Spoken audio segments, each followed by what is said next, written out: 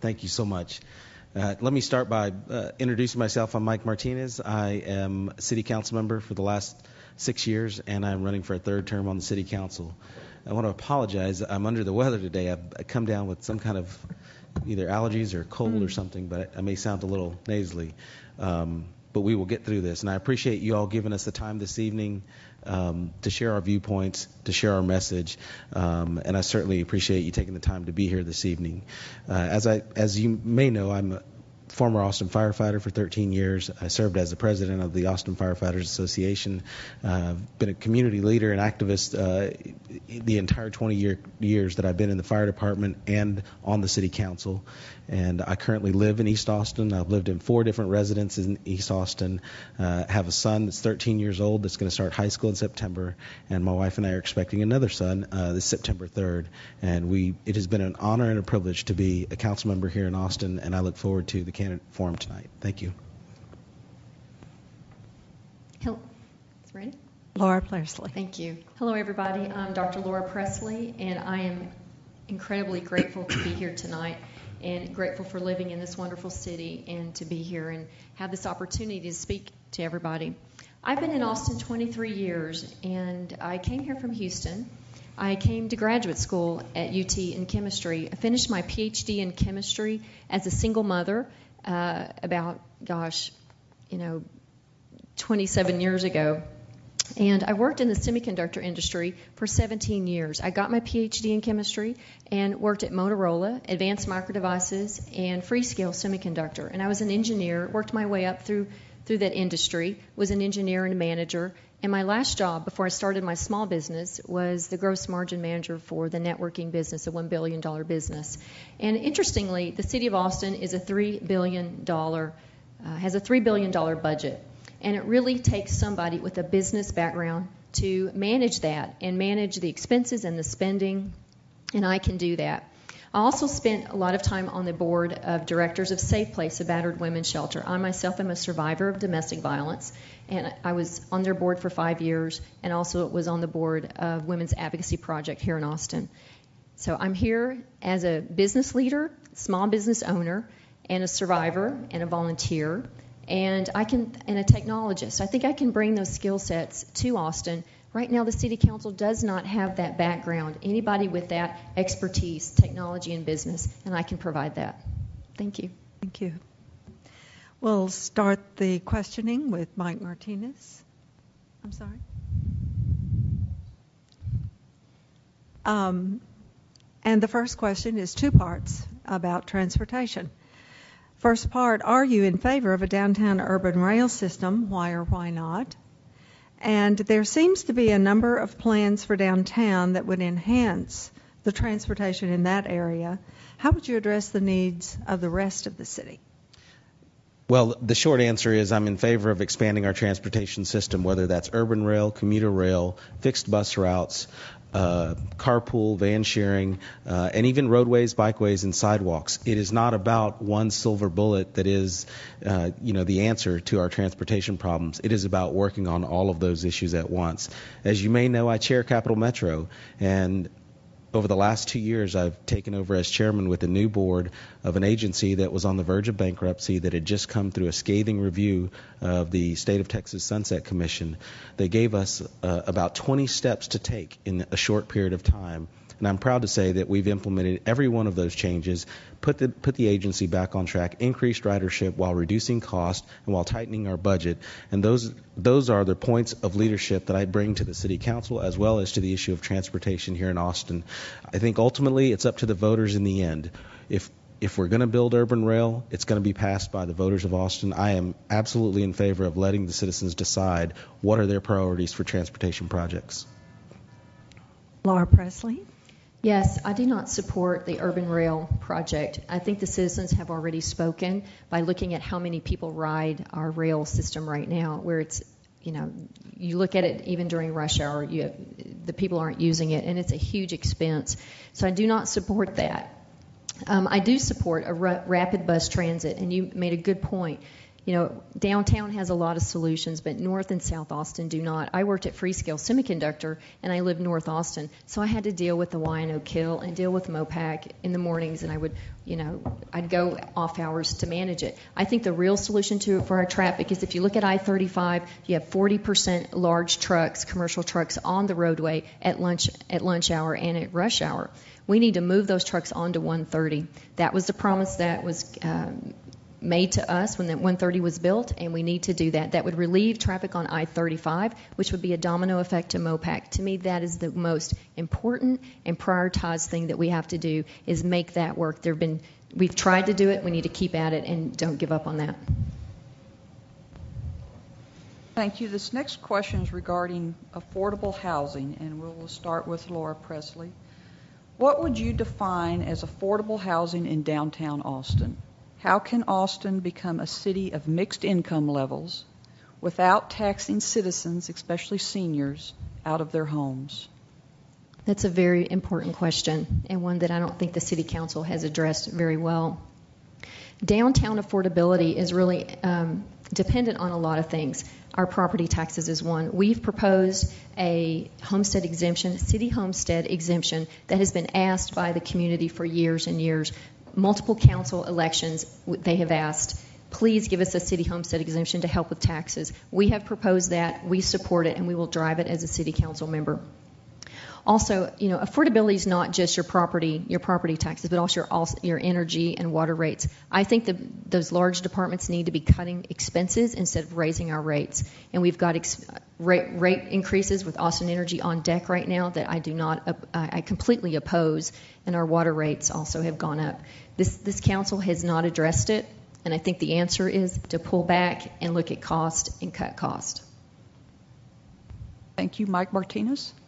Yes, we actually have worked on affordability and affordable housing in downtown and all over Austin. If you'll recall from 2006, the citizens supported a $55 million bond referendum for specific affordable housing projects. We've established goals for permanent supportive housing units, which are at 30% of the median family income and below. But as it relates to downtown, we need all levels of affordability. Some folks access point is 80% MFI, some is 50, some is 30. We continue to work on those projects as they come about individually, as you will see tomorrow at the council meeting with the Green Water Treatment Plant. The reason I made a motion to postpone that item 2 weeks ago to tomorrow was because of the affordable housing component that must be adhered to whenever we are part of downtown projects. We are also supporting community foundations. I'm supporting them on their 11th Street project right next to the Capitol downtown. These are projects that our service industry employees can take advantage of. They're going to be able to live, work, raise their families in downtown if they choose to do so, and we should be providing that option.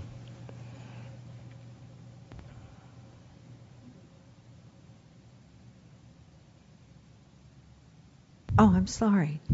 Mike Martinez. Yes, ma'am. What policies would you put in place to promote local Austin businesses? Well, I think we have a tremendous small business development program already in place. I think one of the things that's lacking is the outreach component and letting citizens know that it is 100% free and available to them each and every day, up to and including developing a business plan, reaching out to financing, getting financing to start up your company, and then having long-term ongoing education components that help you maintain your business moving forward. We invest heavily in our small businesses. They are the backbone of our economy here in Austin. Most folks work for a small business and not for larger corporations. I will continue to advocate for our small businesses. We have recently been approached by the Independent Business Alliance, the Austin Independent Business Alliance, and asking the council to contemplate incentive agreements for small businesses as well as we do major corporations. I'm more than happy to entertain that public discussion, bring it before the council, and see if there is a program that we could adopt that could also attach incentives to small businesses. Laura Pressley. I love this question. I have done something absolutely directly with regard to this. I've spoken out to the City Council multiple times on that they should buy local with our tax dollars. And why are we not spending more of the millions of dollars that go out of Austin for contracts when there are companies in Austin that can service those contracts? So we brought this up in December, and what was interesting was the procurement department said, oh, actually, the legislature passed a ruling that you could give 3 to 5% credit for local companies when you're doing the bid process. So we continue to push this, and finally in March, I mean, we first brought this up in December. Finally in March, that was implemented. It had been on the books. The Texas legislature had put this on last session in the summer, and we finally got that implemented March 1. I think if we can spend our dollars locally within the legal system in this bidding process within the range of high bid, if we spend our dollars locally, they stay here, and we have a huge benefit. This is how Austin can keep jobs and create jobs, spend our money locally. The next question is regarding utility rates, and we'll start with Laura Pressley. Austin Energy's substantial rate increase is partially due to the lack of gradual increases over the past, and instead using their reserve funds to avoid utility rate increases. How would you manage to avoid a similar problem from happening over the next 10 to 20 years? This is a great question, and this is one that I've testified to the City Council on multiple times. I've spent a lot of effort looking at the rate increase, and the bottom line is Austin Energy has not put the effort into cutting cost year on year and becoming more efficient, very similar to the private sector. I'm from the private sector, and this is what we do year on year. I actually met with Larry Weiss, the CEO of Austin Energy, and asked him, we were down here doing the rate increase commentary as citizens, and I asked Larry, why are you not doing cost reductions and lean business practices to reduce costs before you raise our rates? His feedback and his direct words to me were, I don't have the bandwidth to cut cost. He doesn't have the bandwidth. He doesn't have the time. As city council member, that is the policy that I would drive. You had Austin Energy and the water utility would have to do a 5% year-on-year reduction. Come to us with what those options are, but we would set that expectation, and that's not being done right now. I think going forward for the next 10 to 20 years, if that expectation can be set, we're in good shape. Thank you. Mike Martinez? Unfortunately, our electric utility is not a private business. It's a government service. And so if you're going to sit here and make blanket proposals and demands of cuts of 5 and 10% each year moving forward, you need to be prepared to face the citizens and tell them what services they're going to lose. We don't create profit margins at Austin Energy. We provide a critical service. My position on the utility rate increase has been to not accept what staff has recommended to us, but to drill down into their assumptions and ensure that whatever rate increase that we impose is absolutely necessary to create revenue stability. But moving forward, that we put a policy in place that no longer puts a council in the position that we're in right now, and that's 17 years of inaction being imposed on a council and our citizens in one fell swoop. I believe that that's irresponsible. I believe we have an opportunity to change that moving forward, and that is why I proposed a modest 3.5% increase so that we could move through these difficult conversations and establish these long-stated policies that need to be in place and have never been from the beginning. Mike Martinez, which of the several proposed district plans for electing city council do you favor? How would you go about implementing the one you favor? And do you favor an independent citizens redistricting commission? Yes, I supported single-member districts long before joining the city council or even contemplating running for council. In my first term, we were unable to get enough council support to put it on the ballot. It failed by a vote of 4-3. In my second term, Mayor Leffingwell and I supported the resolution that created the Charter Revision Task Force that now has the recommendation before us. I support the 10-1 recommendation of the task force. I support the independent redistricting commission as recommended by the task force. And single-member districts is something that Austin has sorely needed for a long time. I believe that it creates a better form of representation. I believe that it gives each and every Austinite a true voice by having a representative from their area of the community. And I think it's long past time that we moved away from our at-large system of government and create geographic representation so that folks from all parts of Austin, one, have the opportunity to run for council, and two, actually get to the council dais and can serve the citizens in the areas that they live. Laura Pressley. Yes, I'd like to go back to the Austin Energy question real quick. But Austin Energy is a profit entity. Those profit margins go into the general fund. So it is a for-profit entity. We just use the money, $100 million a year transfer, 9% transfer into the general fund. And you can cut costs. This is the largest difference between myself and my opponent. I want to cut cost any place we can. instead of raising rates. And I would set that expectation before I would even allow a discussion with regard to rate increases. With regard to geographical representation, I completely support the 10-1. I've supported it for a very long time. I've testified to the Charter Revision Committee, and I believe in the Citizens Districting Commission, and I think that's the best way to get real representation so that you can go to someone in your neighborhood and say, you know what, I need this street fixed, or I need this storm drain corrected, and that's the best way to do it. Thank you. This question is regarding environment, and we'll start with Laura Pressley. It's a three-part question. Considering the projected growth rate of Austin, expected to double in the next 30 years, what do you think is the best solution for our projected water needs, especially considering future droughts? And are you in favor of increasing fees for heavy users of water and electricity? And the city has depended on the transfer of funds from Austin Energy to the city budget. Do you think this should continue? Why or why not? Okay, thank you. I think there are a lot of solutions to our water issues. That's our number one issue right now from a resource standpoint. The development that Austin's going through is phenomenal, and we are going to run out of water. Even the comprehensive plan has said this, that we have to plan ahead. There are a lot of options, and I'll just list off several of these. Gray water infrastructure, wastewater reuse, rainwater collection. We have in areas that are not recharge zones, I think the city could really support and help people with rainwater collection, because your irrigation systems, watering your lawn, is the biggest use of your water, and I think those are some excellent, and conservation is huge. With regard to fees, I think, yes, we should have fees that are progressive. Absolutely. I forgot the third one. Say the third one. The city has depended on the transfer of funds from Austin Energy to the city budget. Do you think this should continue? Yes. Why or why not? I do think it should continue. I just think we ought to cut costs to make sure that we are efficient and affordable going forward. Mike Martinez? I sponsored a resolution with Councilmember Riley directing city staff to help us come up with comprehensive gray water use program. I believe that the future is absolutely about conservation and reuse. That's the only way that we're going to achieve the goals that we've set for water conservation, but it's also the only way that we're going to protect the existing water supply that we currently now have through the LCRA.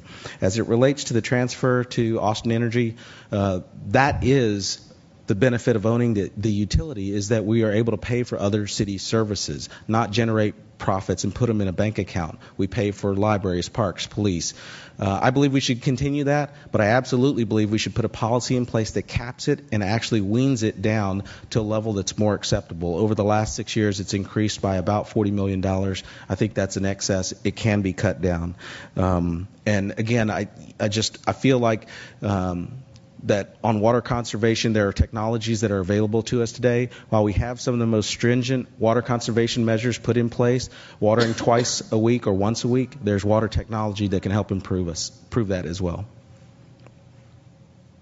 Mike Martinez, according to residents of East Austin, and that includes Northeast, East Central, and Southeast, their side of town has been neglected in almost every aspect of city government for years, despite their attempts at advocacy for things like infrastructure, transportation, affordable housing, and many other needs. How do you propose to include these citizens in the planning and implementation of needed improvements?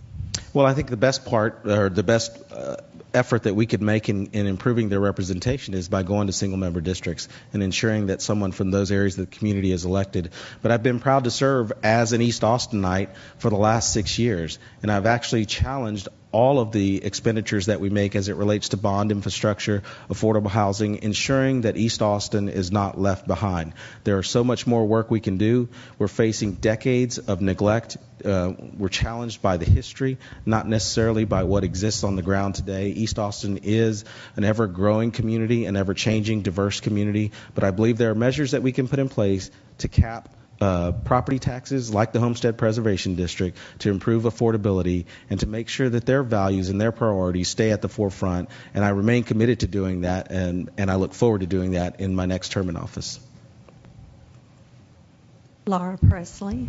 So with regard to East Austin, I think there are a lot of issues. And on this campaign, like I said, I'm very grateful to be able to run for city council. And in this campaign, we've talked to a lot of different groups across Austin, East Austin primarily being one. And, I get comments like, I think we have enough art downtown. Can we get some sidewalks in East Austin? So that's the, mentality. They have been left behind. My opponent was in charge of the Holly Good Neighbor program, and there's been a lot of criticism over the funds. $1 million a year was allocated for East Austin, and it has been squandered year after year after year. There have been articles in the Statesman about this, complaints that it goes to Pachanga Fest instead of Little Leagues, and scholarship programs and housing repairs that it was intended for. And so I will represent East Austin. I've been endorsed by 3 East Austin associations, El Concilio Mexican-American Democrats, and the Greater East Austin Neighborhoods Association, and I'm here to represent them. This is our last question, and this is regarding police accountability, and we'll start with Laura Pressley. Young people of color, other citizens, and now dogs have been killed by the police. Some in the community are more outraged by the killing of dogs than human beings. What policies will you initiate to address this problem, to protect the citizens of the community from racial profiling and excessive use of force by the police? It breaks my heart when I hear of a dog getting shot or a human getting shot, especially when they're unarmed. And there are a lot of issues in Austin with regard to this. We have a wonderful police department. We have really good peace officers. I do think we have a couple of issues. And the first way to deal with this is just bring it on and let's discuss it as a community. I think that we have a white elephant in the room where we don't want to talk about it. I've seen the council be very silent about these issues, and myself, I will be out there with a voice and bringing these issues to the table. From a policy standpoint, I do think a preservation of life standard and the use of deadly force standard is important. We have this in a lot of our large cities in Texas. I think we could benchmark them and work together as a team and implement this and make it work here. Thank you. Mike Martinez? Thanks. I want to go back to the previous question briefly. When you use terms like squandered $1 million a year, it's a pretty bold accusation, and many folks in our community have benefited from this program. The folks that she announced that are supporting her, the exact folks who are asking us to hand over $1 million a year to allow them to disperse it as they see fit. That would be the most irresponsible thing we could do as a council, and I stand behind my decisions I've made with the Holly Good Neighbor program and the thousands of folks that have benefited from it. As it relates to the police department, what we need to be doing is making institutional change in our police department. I have proposed to stop spending millions of dollars recruiting police officers from all over the country to come here and work for our police force. We need to start in our high schools here in Austin, recruit folks who have been born and raised here and grown up in our community to become public safety officials, firefighters, paramedics, and police officers. It's a very different mindset when you protect and serve the community that you were grown in. That's not to say that if you weren't born here or if you didn't live here previously or don't live here now, you can't protect and serve. But I believe institutional change starts with a young child becoming a police officer. Okay. Now for closing statements, we'll start with Mike Martinez. Thank you. I want to thank the League of Women Voters and the city's Ethics Commission for hosting this forum again tonight. Really appreciate you all being here. It's an honor to have been a council member. I have been endorsed by every single Democratic club, by multiple unions, as a former labor leader, all public safety associations. We have grassroots support from all over this community. We look forward to getting back in office and continuing the work that we committed to and the work that we've done over the last 6 years. Early voting starts on April 30th. It runs through May 8th. Election day is May 12th. But as you all know, historically, voter turnout has been abysmally low, 7% last year. I supported moving our elections to November to achieve the highest possible voter turnout. More participation is about more democracy, is about a better outcome. I remain strong in that position. We should move our elections to November, but this year it's in May, and I don't want you to forget to go vote on May the 12th. Thank you. Thank you. Laura Pressley. Thank you again for having us up here and for all the work that the League of Women Voters does in Travis County. Thank you. There is a big difference between myself and the opponent. I do not support the subsidies that are going to Apple, to Formula One, to the Marriott Hotel. I think if you look at the results of these policies that we've had over the last 6 years, we are in trouble. Our Austin Energy rates are going up. Austin Energy is broke. They're bleeding $2 million a week, and they're not cost cutting. Our water rates are going up. Our tax rates have been proposed to go up. Our libraries are being closed early, and our Trail of Lights, we still don't have it. And so there are a lot of affordability issues. This election is critical, and if you want to change in the policies that are going on at our City Hall, this is the time to vote, and I need your support. I'm Laura Pressley for Place 2. Thank you. Thank you.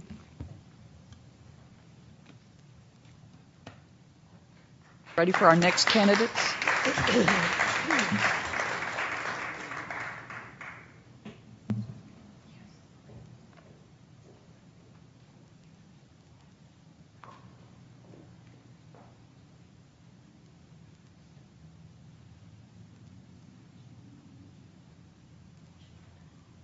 We're transitioning to the candidates for Place 5.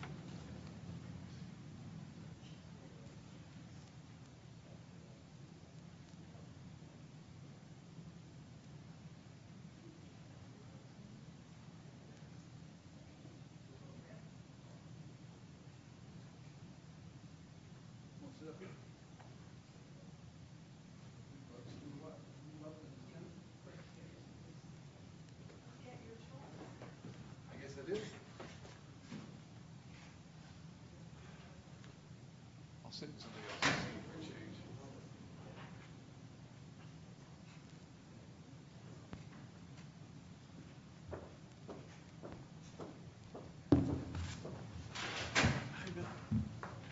Hi, how you doing? Hey, John. How are See you? you. Or David. David, did you check in with gal with the scarf?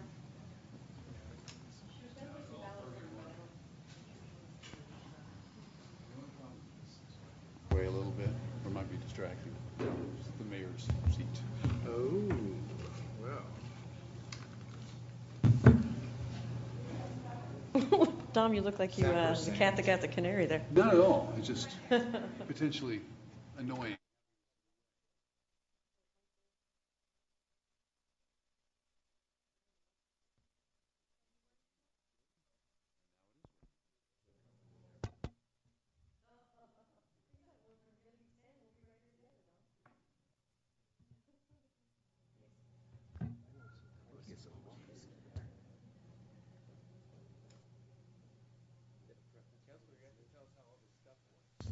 Is this where the magic happens with these? I'm not sure it's particularly magical, but Is there a beam me button somewhere?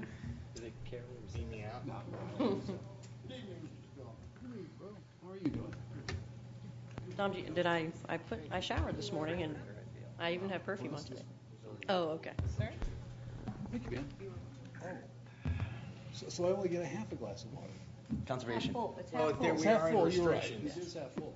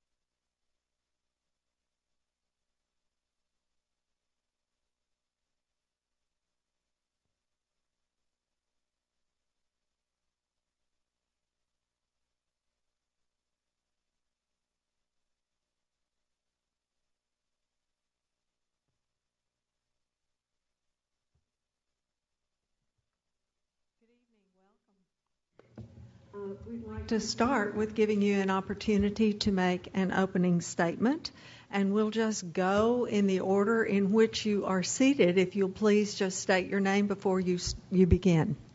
Thank you. You have 1 minute? My name is R.A. 2 minutes. 2 minutes. R.A. Bo Prudenti. I'm a native Texan, been here all my life.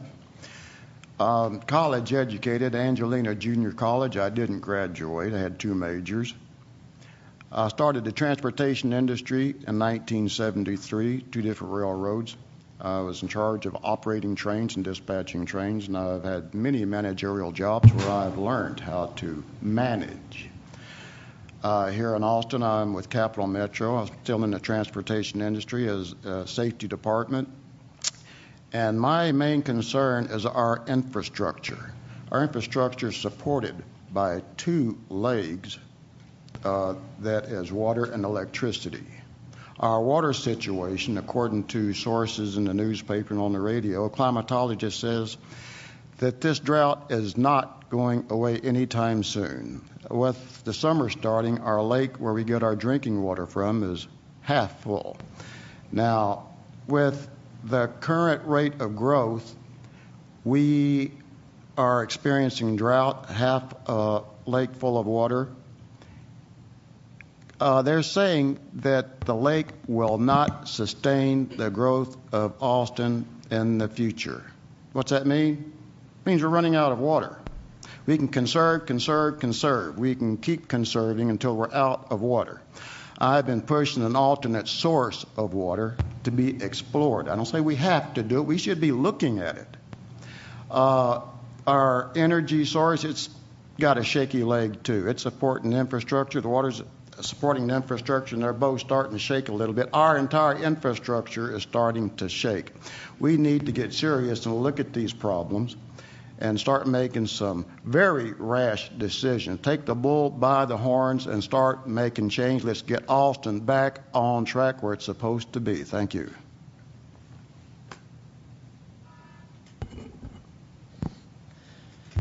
My name is John Duffy. I'm a local activist. I grew up in Chicago. I've lived in Austin for a handful of years now. I primarily focus on activism related to environmentalism and sustainability, though I've done work as far as transferring Austin's money out of the major banks and into local banks and institutions. I've also done work with groups working with the local school district, trying to keep East Austin schools from being privatized with the idea charter school. Other than that, I guess I would have to say that I'm really running because I feel there's one mindset that always sits across any sort of government, definitely our city council here in Austin, and the mindset is always that growth is inevitable, growth is good, growth should be stimulated, infinite growth is completely possible, and we should, and then we always complain about like the outgrowths of that. You know, almost every question that will probably be asked tonight will be something along the lines of traffic congestion, affordability, and typically these things all run out of the concept that we just keep growing and growing and growing. Further, it just kind of chaps my guns here that we call ourselves the most sustainable city, and that's sort of paradoxical to me. That's like saying we're the freest prison. To have a sustainable city just doesn't really make that much sense when we have truck after truck after truck running on diesel fuel, bringing in everything we eat and wear and use to build every structure. When we have a power plant running on coal, when we have a water source that is dwindling, the idea of a sustainable city is kind of, well, dumb. But anyway, that's why I'm running. My name's John Duffy. I've been endorsed by the Texans for Accountable Government, and the Burnt Orange Report called me the best protest vote this year, so I'll take that as another endorsement. Thank you for having us. I'm Bill Spellman. I am the incumbent in Place 5, and I'm the person that all these other folks are running against. I've been on the City Council since 2009. I was also on the City Council for 3 years in the late 1990s. I think the biggest problems facing the city right now are outgrowths of the kind of growth that Mr. Duffy was just talking about. We can argue whether growth is a good idea or a bad idea, but we can't argue our way out of it. It's going to happen whether we like it or not. We're going to have to live with it. We're going to figure out some way of thriving in it. Traffic congestion is much, much worse, in large part because we were adding about 100,000 people per year to the Austin metro area. Most of them are not living inside the city of Austin. Most of them are choosing to live outside, which means they have a lot longer journey to work, which means they spend a lot more time on the road, which means our traffic gets even more congestion than it otherwise would. We need to deal with that. We need to deal with affordability. One of the reasons we have an affordability problem in the central city is because most of those people who are coming to town are adding to the demand for housing inside the central city. We're not increasing the supply of housing inside the central city. And one of the things we need to give a lot of thought to over the next 3 or 5 years is how it is we can increase the number of apartment buildings and the number of townhouses, the number of condominiums. Find some way of integrating that multifamily housing into the fabric of our central city neighborhoods in such a way that we're holding them harmless, we're keeping up the character of those central city neighborhoods, but we're also able to absorb a much larger population inside the central city. That's what's going to take to be able to keep our prices down, because the supply will be able to increase commensurate with the demand. In addition to traffic and affordability, what I've spent a lot of time over the last 3 years doing is fulfilling Ralph Yarborough's claim that what public officials ought to do is take the jam jar from the top shelf and moving it down to the bottom shelf. I spent a lot of time dealing with construction worker safety, with small businesses, lending, with all sorts of people who are often not paid attention to make sure that they get their fair share out of the city council. And I ask for your vote. Thank you, ma'am. Hi, my name is John Rubine. I'm running for city council, and the reason I'm running is for my wife, my children, my neighbors, my friends, and my coworkers, my community, and the communities of my coworkers. We all live in communities that are essentially forgotten. We live north of 183, east of I-35, and south of Ben White. We all work hard and pay our taxes every day, and we thought we were doing the right thing. We thought we were on the right path. I've been living in my neighborhood almost a decade, and there isn't a piece of green infrastructure to be seen. The new Austin hasn't caught up to me yet, and I'm running now to say that the Councilman Spellman owes me 3 years, owes my family 3 years of representation, and I've come to collect. We can talk about all these things, but there's a 7% voter turnout in the last election. Are we a democracy? If we are, then that should be a scandal and a crisis, and I don't see any presence on the city council to address that. I want to bring real energy and focus to bring the 10-1 plan to bear for the city and all the changes recommended by the city council's own charter revision commission. I think we need a champion for those changes on the city council now. I think all the high dollar deals and backroom deals and legacy projects that we're seeing happening now couldn't take place in a city with a real democracy and a real voter turnout. And let's level the playing field. Let's make this the #1 city of its size in the country for voter turnout. It starts with a dream, and it starts with electing somebody with the wanting to do it, and that's me. Hi, I'm Tina Cannon. I thank you for hosting this forum tonight. As a voter, I've always looked to the League of Women Voters for a source of inspiration and resource, and I'm privileged and honored to be on the other side of the equation tonight. I grew up in Las Vegas. I moved to Austin in '93, so I've been here a good while. Prior to moving in Austin, I started my career as an EMT. Once I got to Austin, I gave UT a shot, but it was just too darn big for me, and traveled down south to San Marcos and attended Southwest Texas State University, where I received my accounting degree. I worked in the private sector as an accountant, an auditor, and served on the board of certified fraud examiners here in Austin. I've transitioned my career since then and gone on to be an entrepreneur and small business owner, and I look to champion those causes on city council. I've been the CEO and co-founder of a number of companies, including the nation's leading pet health resource, PetsMD, as well as a local magazine resource called Local Loyalty that is designed and operated to highlight and support locally owned independent businesses. I've served as the precinct co-chair of one of the largest precincts in Southwest Austin, Precinct 349, as well as chair of a neighboring precinct, 339. I hope to use my background in innovation and business to bring a unique voice to City Council, to be a voice of reason and accountability. I look to be accessible and authentic in who I am. And I think that there are a number of issues facing our city, and I'm sure that we'll talk about many of those tonight. I stand firm on my support of 10-1. I encourage you all to be out here tomorrow for City Council meeting and watch the proceedings as they take place. There is a discussion on the table. In addition, I look to support local business and do what I can to create and foster a feeling of entrepreneurism back into the city of Austin. Again, I'm Tina Cannon. You can learn more about me online. Hi, my name is David Conley. I've been in Austin since 1994, and I am a graduate of UT Architecture School and UT College of Engineering. And it's an honor to be here with these other fine candidates and in this still new City Hall, which actually this City Hall, my understanding, the architect said he was inspired by Austin and its environment. And some of you may remember when Antoine Predock unveiled his initial designs, he got a big round of criticism for having a design that looked too much like a parking garage. I think he did it on purpose. I think he was sending us a message. Today, 1/3 of our infrastructure is devoted just to the automobile. That leaves 2/3 for everything else. Housing, grocery stores, commercial, retail, you name it. All fighting for the remaining 2/3 of infrastructure. If you want to talk about affordability, I'm ready to have that conversation. We need urban rail because we need an alternative to the current mode of transportation. It's not working, and it's also costing us money. We spend $1 billion on fuel alone per year to fuel our cars, and that money goes to Canada, Mexico, Saudi Arabia. It literally goes out in smoke. It's simple economics.